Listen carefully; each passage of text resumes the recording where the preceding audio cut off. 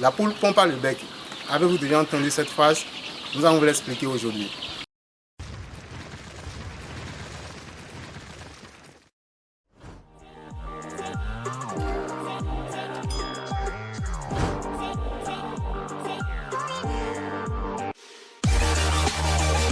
Bonjour chers passionnés de l'élevage, bienvenue une fois encore à Joy Farm.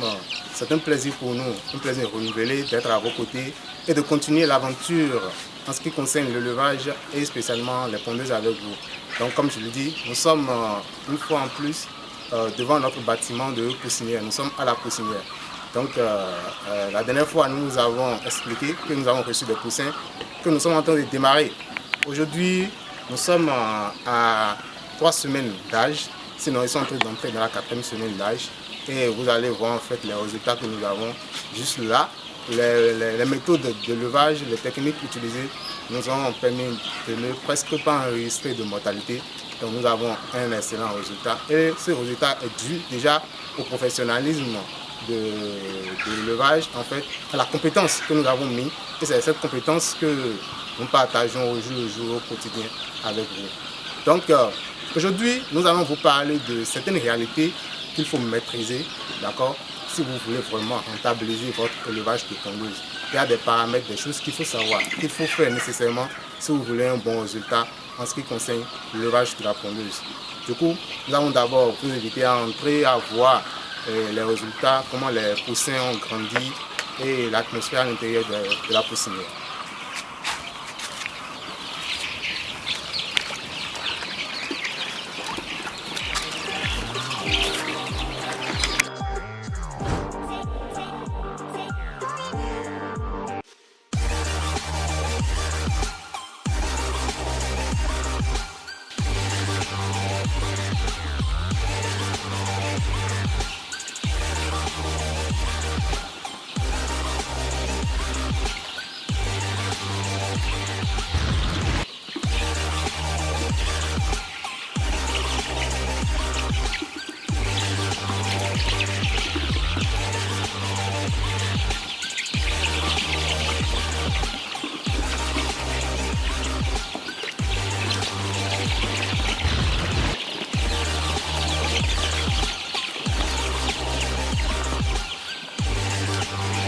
Alors, quels sont les paramètres qu'il faut quand même maîtriser si vous voulez réussir votre élevage de pondeuses?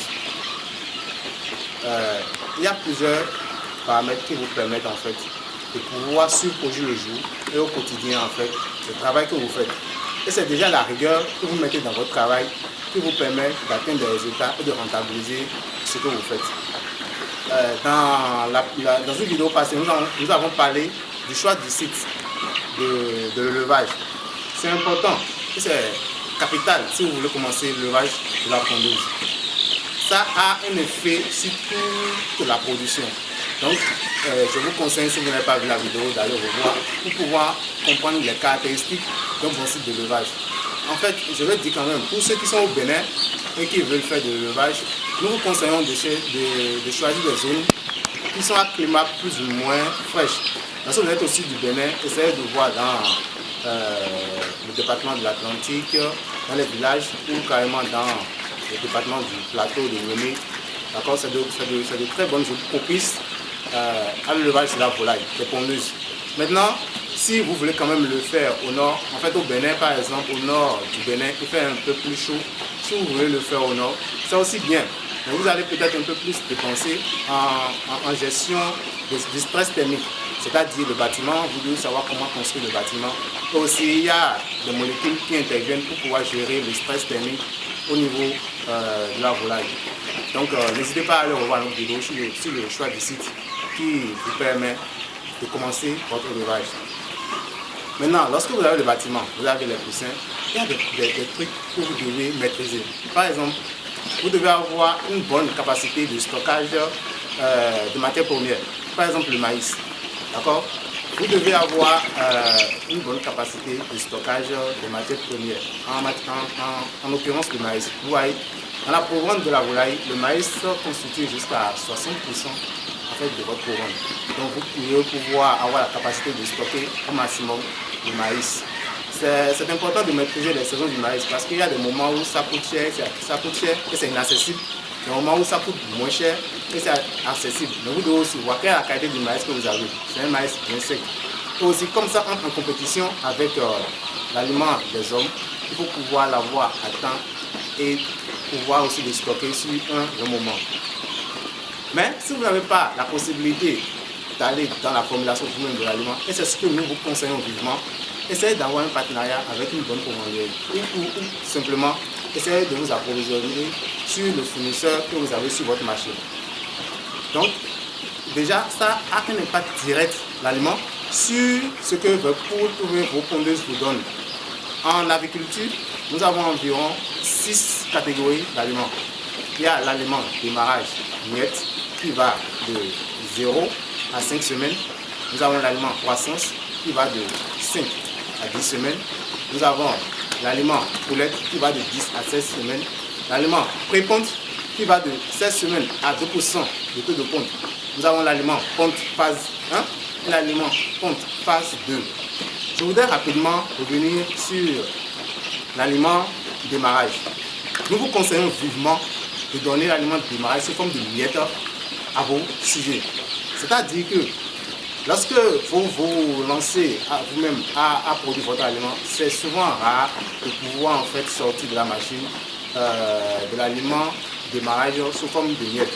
L'aliment démarrage sous forme de miettes, c'est ce que nous utilisons ici sur notre ferme de belles femmes, actuellement les animaux. L'aliment démarrage, vous voyez en fait, c'est comme des grains de couscous. Lorsque l'aliment est comme ça, le poussin n'a pas d'autre choix que de manger ce que vous lui donnez. C'est-à-dire, lorsque vous faites votre formule, et c'est sous forme de miettes, le poussin n'a pas la capacité de trier. Les poules, si vous remarquez même chez nous à la maison, lorsque vous donnez à manger aux poules, elles se mettent d'abord à trier l'aliment, à voir quelles sont les graines qu'ils peuvent retrouver dedans. Donc peut-être vous formulez l'aliment qui est complet, eux ils viennent, ils mangent peut-être le maïs, ils laissent les autres éléments qui sont là. Or, c'est tout ça mis ensemble qui vont déterminer le résultat que nous cherchons. Or, si vous avez l'aliment sous forme de miettes, il n'y a pas de tri possible. Les grains, le tout est homogène, tout c'est la même chose. Les poussins consomment ce qu'il faut, la formule complète. Et c'est ça qui vous permet en fait d'avoir le résultat. En élevage, surtout en ce qui concerne la volaille, les pondeuses, le poids est important. D'accord? Donc à chaque étape, vous devez savoir en fait où est-ce que vous allez. Est-ce que l'aliment que vous donnez, est-ce que c'est déposé? La raison pour laquelle l'aliment doit être en miettes. Par exemple, à l'étape démarrage, quand vous finissez votre démarrage, à 3 semaines déjà, lorsque vous pesez vos pondeuses, vous devez être autour de 180 grammes au niveau de chaque sujet. D'accord? Lorsque vous finissez l'étape croissance, vous devez vous retrouver au moins à 600 grammes au niveau de 600 à 900 grammes au niveau des sujets qui finissent l'étape croissance.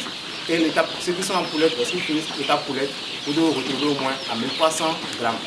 Donc, ce travail de l'aliment est très important. Vous devez aussi apprendre à faire le tri de vos sujets. Parce qu'on ne passe pas d'un aliment à un autre parce que, bon, nous sommes à 3 semaines, il faut passer à l'aliment en poulette. Beaucoup de leveurs font ces bêtises sur le terrain et ne vont pas au tri. Il faut apprendre à peser vos sujets, à voir en fait, est-ce que ce sujet est déjà prêt pour passer à l'aliment suivant. Si vous remarquez qu'un sujet, par exemple, n'est pas prêt, vous séparez et vous continuez par lui donner l'aliment qui est à la phase inférieure. Par exemple, si vous voulez passer de la phase croissance à la phase poulette, par exemple, on doit avoir 900 grammes. D'accord? Vous faites un tri. Vous remarquez qu'il y a des sujets qui n'ont pas encore 900 grammes. Nous vous conseillons vivement, franchement, d'attendre et de continuer toujours par donner l'aliment en croissance à ceux qui n'ont pas encore le poids qu'il faut avant de passer à l'aliment poulette qui est devant. Ceci est important parce que c'est en fonction du poids que vous avez le résultat.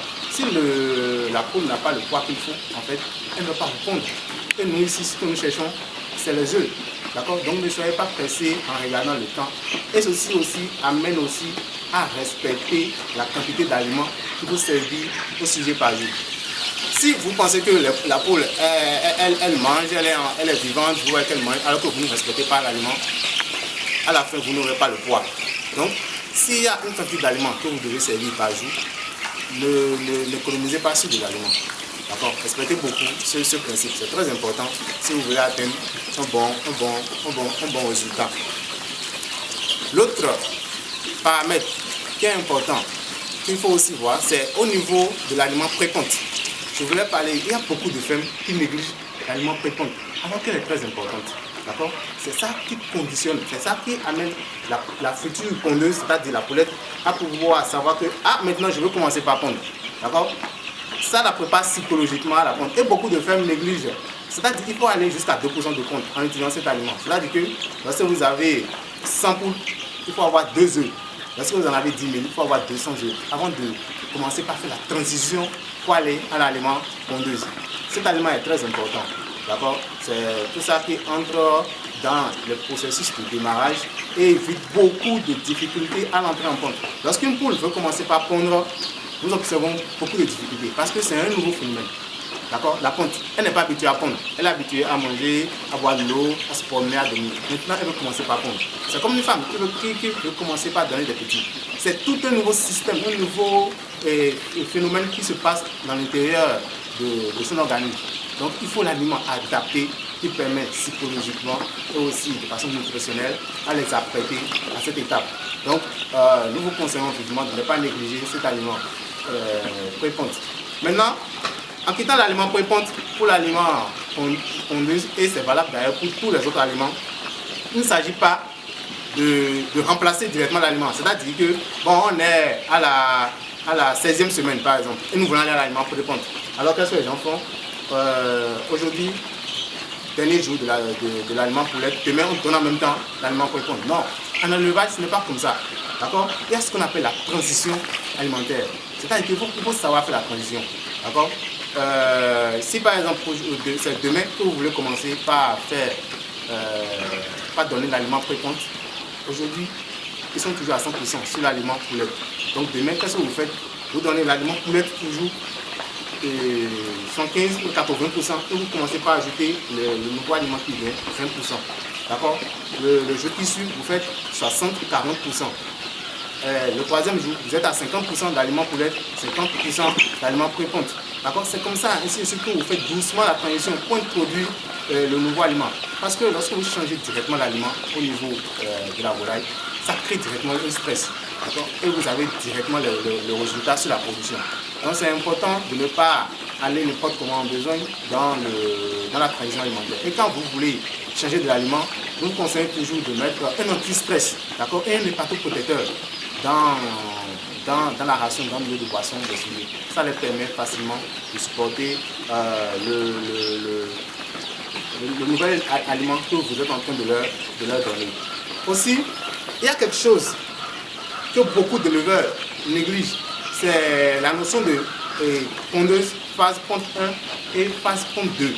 D'accord? Vraiment jusqu'à 50 semaines d'âge, il est recommandé de changer l'aliment et de donner maintenant pondeuse phase 2. Je vous explique pourquoi. Plus la poule pond, plus elle a besoin de calcium. D'accord? Plus elle pond, c'est qu'elle grandit et qu'elle vieillit. Donc elle a besoin de renfort. C'est-à-dire que à 50 semaines d'âge, vous commencez par remarquer les phénomènes de petits œufs, de casse d'œufs. C'est totalement naturel, c'est même dans la physiologie de la poule. Donc, ce qu'il faut faire, il ne faut pas forcément aller chercher, pas voir est-ce que ce n'est pas une maladie. Non, essayez de voir si votre aliment, si vous avez respecté en fait l'ordre nutritionnel. Au niveau de l'aliment, on passe de, qu'est-ce qu'on fait? C'est que généralement, c'est presque la même chose. On entend souvent les gens dire non, j'ai un bon taux de pompe, je ne veux pas changer mon aliment. Mais après, vous aurez les problèmes à la suite. Le mieux pour vous, en fait, c'est de passer à l'aliment pompe phase 2, qui est un peu plus riche en calcium. Parce que quelles sont les difficultés que vous aurez si vous ne passez pas à cet aliment? J'ai parlé des œufs cassés, des petits œufs. Mais c'est aussi que la poule, elle veut toujours vous satisfaire. Elle veut toujours que vous ayez des œufs. Donc qu'est-ce qu'elle fait? Elle va puiser en fait dans ses muscles, dans ses os, dans son os, dans son ossature, en fait, dans son squelette, pour pouvoir trouver du calcium, pour pouvoir toujours vous fournir l'œuf.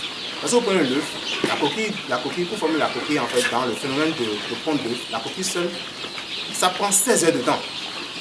Donc ça demande beaucoup de calcium. Donc quand elle puise le calcium dans ses réserves, elle puise le calcium dans son squelette, dans l'os, c'est là que vous avez des problèmes de paralysie, la peau n'arrive plus à se lever, tout simplement parce que l'aliment que vous lui donnez, ce n'est pas suffisant. D'où, en fait, la poudre pompe par le bec, c'est ce que vous lui donnez qui lui permet en fait de pouvoir pondre. Vous comprenez? Donc il faut toujours passer à l'aliment pondre phase 2, qui est un aliment un peu plus riche en calcium. Et ça aide beaucoup plus la poule qui devient vieille à pouvoir supporter en fait son travail de production. Et vous avez toujours des bons taux de ponte. L'autre phénomène qui est négligé surtout par les petits éleveurs qui ne respectent pas, c'est lorsqu'ils ont les œufs. D'accord? Lorsque vous entrez en phase de ponte, les gens pensent que bon, on a fini avec le bassin, on ne va plus toucher au bassin, mais c'est très dangereux. D'accord? Lorsque les problèmes de décoloration des coquilles d'œufs, ou bien les œufs n'ont pas la bonne forme, il y a une difforme au niveau des œufs, sont dus généralement à des affections respiratoires. Ouais. La maladie de bronchite infectieuse, ou aussi de Newcastle, pour ne pas dire la pseudopeste aviaire, sont des maladies qui peuvent revenir tout le temps. Par exemple, de façon opposée directement à la maladie de Gomboro, lorsque vous avez une fois Gomboro dans votre élevage sur une bande, vous ne l'avez plus jamais jusqu'à la fin. Déjà, même à partir de 3 mois, vous ne pouvez plus avoir la maladie de Gomboro dans votre cheptel. Si vous respectez bien, tout est bien fait. Mais par exemple, la maladie de Newcastle, vous pouvez l'avoir 5e mois et 2 ans plus tard, elle revient encore. Ouais, donc il faut maintenir une veille constante, une veille sanitaire constante en ce qui concerne la maladie de Gomboro, la maladie de bronchite. Donc, moi, nous vous conseillons aussi à Gerifam, ce que nous faisons, c'est que chaque 3 mois, nous répétons la vaccination contre la maladie de bronchite ou aussi la maladie de Newcastle. Ici à Gerifam, nous avons un calendrier sanitaire que nous suivons. Et c'est ce que je vous conseille, vous aussi sur votre ferme. Parce que la rentabilité de votre élevage dépend en fait de la qualité de votre travail, de la rigueur et aussi de la compétence que vous avez autour de vos sujets. Donc, chaque 3 mois ici, nous reprenons le vaccin contre la maladie de bronchite et de Newcastle. D'accord? Si cette fois-ci vous utilisez le vaccin Sévactive, par exemple, la prochaine fois, changez en H1 chaque 3 mois. Ça évite aussi les résistances que nous avons. Et ça facilite aussi l'immunité et la couverture vaccinale, tout simplement. Et aussi, au niveau de la maladie de Newcastle, d'accord? C'est aussi la même chose, chaque 3 mois, nous reprenons la vaccination ici, en forme injectable, d'accord? Si ce mois-ci, nous avons utilisé Sévactive, la prochaine fois, nous utilisons Itanio. C'est très important pour pouvoir contrôler ces 2 maladies, afin d'avoir un bon rendement. Ceci aussi intervient au niveau du déparasitage. Plusieurs éleveurs négligent le déparasitage. Mais la conséquence directe est que lorsque vous avez dans votre poulailler, vous remarquez qu'il y a par exemple une baisse de consommation. C'est un exemple parmi tant d'autres. Habituellement, les sujets consomment 100 kg d'aliments. Et aujourd'hui, ils ont consommé 50 kg d'aliments. D'accord? C'est un peu dur. Il y a beaucoup de facteurs, mais c'est souvent dû, généralement, en phase ponte, au déparasitage que les gens négligent, en fait. Vous-même, homme, lorsque vous ne vous déparasitez pas, vous avez du mal à manger. Et même quand vous voulez manger, vous avez des nausées, des vomissements. C'est parce que vous n'avez pas bien respecté votre déparasitage. Et ça se répète exactement chez la pondeuse. Vous comprenez? Ici, à Gerifam, qu'est-ce que nous faisons chaque mois systématiquement? Nous avons une date, c'est-à-dire chaque 12 du mois, tous ceux qui sont sur la ferme savent que c'est le jour de déparasitant. Il faut faire le déparasitage. D'accord? Au pire des cas, si vous n'avez pas la capacité de faire chaque mois, au maximum chaque 45 jours, il faut déparasiter vos sujets. Et le même système que nous avons expliqué au niveau des vaccins s'applique aussi au niveau du déparasitage. Lorsque cette fois, si vous utilisez par exemple du levamisole pour déparasiter vos sujets, la prochaine fois, changez de molécule. Ça intervient, mais ça lutte contre les résistances en fait, aux antimicrobiens. D'accord? Donc quand vous changez le ver, bien le parasite interne qui est au niveau de la poule n'a pas le temps de développer une résistance en fait au produit. Parce que lorsque vous utilisez plusieurs fois la même molécule, ça développe une résistance. Et même quand vous l'utilisez, vous n'avez pas le résultat qu'il faut. Donc c'est des paramètres, c'est des petits paramètres qu'il faut franchement maîtriser pour pouvoir en fait réussir correctement l'élevage. En phase ponte, en fait, il y a le ramassage des œufs, en fait, qu'il faut comprendre et qu'il faut maîtriser. Ici, nous ramassons l'œuf au moins 3 à 4 fois par jour. Il n'est pas intéressant de laisser l'œuf dans le bâtiment de pondeuse. Généralement aussi, si vous avez des pondoirs ordinaires, comme ce que nous avons ici avec les femmes, ce n'est pas intéressant de laisser l'œuf. Il faut toujours ramasser l'œuf parce que ça a une incidence directe en fait sur votre production. Lorsque vous laissez l'œuf, la poule en fait, elle n'a pas perdu toutes ses facultés. Elle a toujours tendance à vouloir couvrir les œufs. Donc si vous laissez l'œuf dans les pondoirs, au lieu de venir manger, au lieu de venir prendre de l'eau, elle va passer son temps à couvrir les œufs dans l'intention d'avoir des poussins. C'est logique. Donc elle voit des œufs, elle cherche à couvrir les œufs pour avoir des poussins. Et ce faisant, en fait, elle arrête immédiatement la production d'œufs. C'est que une poule qui couvre les œufs, d'accord, vous voyez en même temps qu'elle ne pond plus. Si vous voyez même vos poules à la maison, lorsqu'elles pondent à un moment donné, elles commencent par couvrir les œufs, elles ne pondent plus. C'est normal. En fait, elles s'attendent maintenant à avoir des poussins. Donc si vous laissez l'œuf dans le bâtiment, vous allez avoir en même temps un problème en fait, ou bien un truc là, un mauvais résultat au niveau de votre taux de pompe. Vous allez voir que le taux de pompe commence par diminuer. C'est simple, ce n'est pas qu'ils sont malades, ce n'est pas qu'il y a un problème d'environnement, mais c'est tout simplement que vous laissez un peu trop l'œuf stagner en fait dans le bâtiment. Donc il faut ramasser l'œuf au moins 3 fois par jour. Si vous êtes sur batterie, c'est mieux, l'œuf ne reste pas forcément au niveau de la poule, l'œuf glisse. Donc vous pouvez vous organiser pour voir en fait comment est-ce que vous devez agir. Mais si vous êtes sur litière, comme nous, nous vous conseillons de passer au ramassage des œufs au moins 3 fois dans la journée. Et aussi, ça permet aussi d'éviter les casses d'œufs. Parce que plus l'œuf stagne est dans le bâtiment, la poule a tendance à vouloir casser les œufs. Et quand les poules commencent par casser les œufs, ils prennent goût à ça, vous êtes foutus. D'accord? Au lieu de prendre l'œuf, elle trouve que, au lieu d'aller manger la pommade, elle trouve tout son plaisir à s'occuper, à casser vos œufs. Et plus vous avez des œufs cassés, moins vous rentabilisez votre élevage. Alors que nous, notre objectif est de rentabiliser au maximum. L'autre chose aussi, c'est qu'il faut éviter au maximum le stress au niveau de votre bâtiment d'élevage, au niveau de votre ferme. Vous n'allez pas construire une ferme à côté d'une église. Bon, nous n'avons rien contre les églises, mais si eux, tous les jours, ils doivent faire du bruit, d'accord, les poules seront exposées tout le temps à ce bruit. Et ça n'est pas direct en fait sur la production. Et bien, remarquez que lorsque vous installez les fermes qui sont à côté des grandes files ou bien des grandes voies, et tout le temps, il y a des passages des véhicules, il y a du bruit un peu partout. Chaque jour, vous allez remarquer que la production d'œufs est en dents de scie. Aujourd'hui, vous êtes peut-être à 95% de taux de ponte, demain vous êtes à 90%. Tout ça à cause du stress. D'accord? C'est la raison pour laquelle il faut éviter au maximum le stress thermique, d'abord la température, et aussi le stress lié au bruit au niveau de votre élevage. Si vous respectez tout ça, vous voyez qu'à la réforme, c'est-à-dire même à un an de ponte, un an ou bien un an et demi, vous retrouvez toujours à 80, 70, 90, 80, 70, 75% de taux de ponte. Tout simplement parce que vous avez fait un bon travail. Tout simplement parce que vous avez mis de la rigueur, vous avez respecté ces petits paramètres que nous venons de donner de façon globale. Vous avez respecté tout ça. Et vous pouvez même, si vous voulez, continuer jusqu'à 2 ans de taux de ponte pour carrément même réformer vos sujets. Il y a un facteur très important qu'il faut comprendre, surtout au démarrage. D'accord, nous revenons un peu en arrière, au démarrage de vos sujets. C'est la température qui est un facteur qui gêne ou qui perturbe beaucoup de leveurs. Beaucoup de leveurs sur le terrain n'arrivent pas à maîtriser la température quand il s'agit de démarrer le poussins. D'accord? Ici à Jérusalem, nous avons mis du temps à comprendre, à apprendre à connaître. C'est toute une passion, c'est un art qui nous permet en fait de pouvoir répondre. La poule, les poussins ne parlent pas, mais leur attitude, avec le temps, avec l'expérience, nous permet de savoir en fait de quoi est-ce qu'ils ont besoin, qu'est-ce qu'ils expriment. D'accord? Et ceci aussi passe par le contrôle de la température. À la poussinière, vous devez avoir cet appareil, les thermomètres, d'accord, qui vous permet en fait de savoir exactement quelle est la température à l'intérieur du bâtiment. Aussi, il faut savoir poser votre thermomètre, d'accord. Lorsque vous avez des éleveuses, d'accord, en sous forme de fourneau où vous mettez du charbon dedans. Lorsque vous mettez le thermomètre en haut comme ça, comme ce que les gens font souvent, c'est ce que nous remarquons. Vous mettez le thermomètre en haut. La chaleur quitte le fourneau, va en haut d'abord.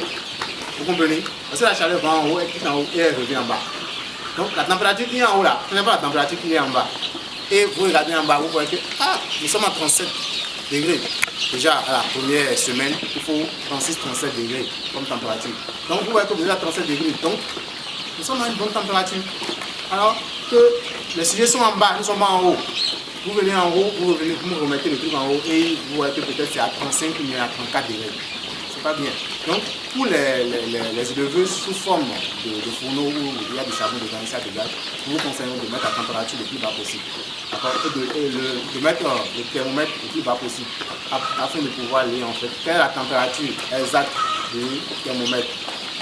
Il faut au moins 3 thermomètres à différents endroits pour pouvoir savoir la tendance parce que ce n'est pas évident que la chaleur soit uniforme dans le bâtiment. Ce n'est pas évident que la température que vous avez là-bas soit aussi la même température là-bas. Donc vous devez avoir au moins 3 thermomètres dispatchés un peu dans les coins, vous devez savoir comment disposer pour pouvoir savoir en fait quelle est la température de façon globale dans le bâtiment. C'est important parce que si vous surchauffez les poussins, d'accord, ils ne vont pas manger, ils vont fuir les sources de chaleur. Au lieu de manger, ils vont se déshydrater, ils vont s'engouffrer dans les coins. Et vous avez des pètes liées tout simplement à la chaleur, liées tout simplement au chauffage.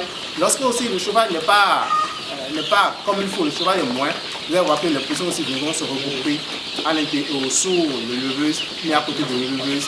Et de ce fait aussi, ils ne mangent pas, ils cherchent la chaleur. Donc c'est important de pouvoir maîtriser la chaleur au démarrage de votre élevage. Aussi, l'autre chose que vous devez aussi prendre en compte, c'est le nombre d'abreuvoirs et de mangeoires qu'il faut mettre dans votre bâtiment. Ici, comme vous remarquez, il y a assez d'abreuvoirs, assez de mangeoires.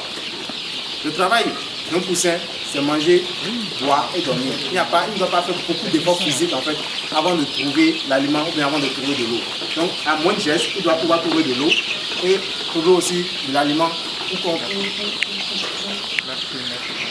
continuer. D'accord? Donc, veillez à ça. Pour mieux sujet, par exemple, nous vous conseillons de mettre environ 40 mangeoires, 40 abreuvoirs dans le bâtiment. Il ne faut pas qu'il y ait de difficultés pour la serre de l'eau et de l'aliment dans le bâtiment. Ici, nous sommes à la 3e, 4e semaine d'âge. D'accord? On va essayer de peser rapidement un sujet pour que vous puissiez comprendre en fait ce qui se passe. N'importe quel sujet au hasard. D'accord? On va peser n'importe quel sujet au hasard. Ouais. Nous sommes à 235 grammes. D'accord? À la 3e semaine, le poids doit être compris entre 130 à 380 grammes. Nous sommes à 235 grammes. Ceci démontre du fait que nous avons donné l'aliment comme il faut. D'abord que le cheval a été bien fait. D'accord?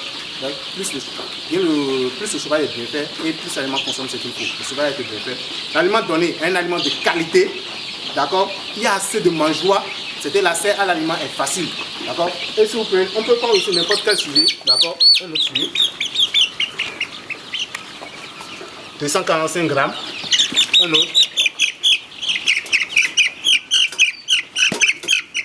Tranquille. 285 grammes. D'accord? Donc, on voit que le poids est quand même homogène.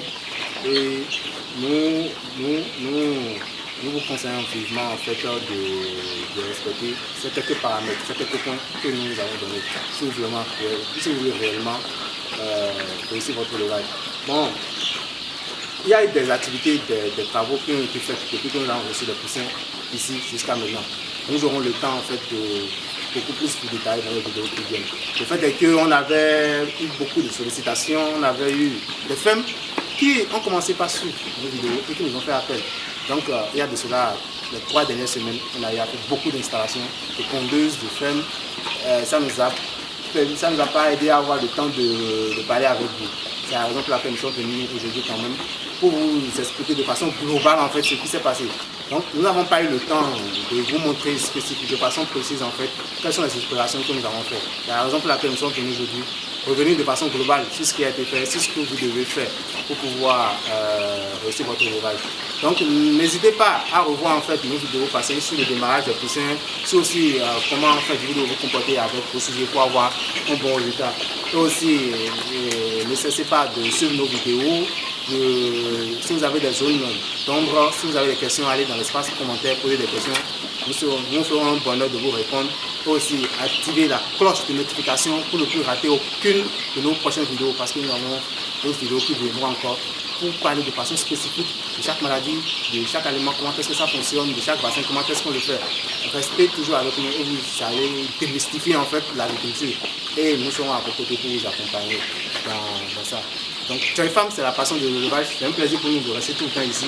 Et cette passion, nous avons décidé de vous la transmettre tout pratiquement. Allez, merci, à la prochaine.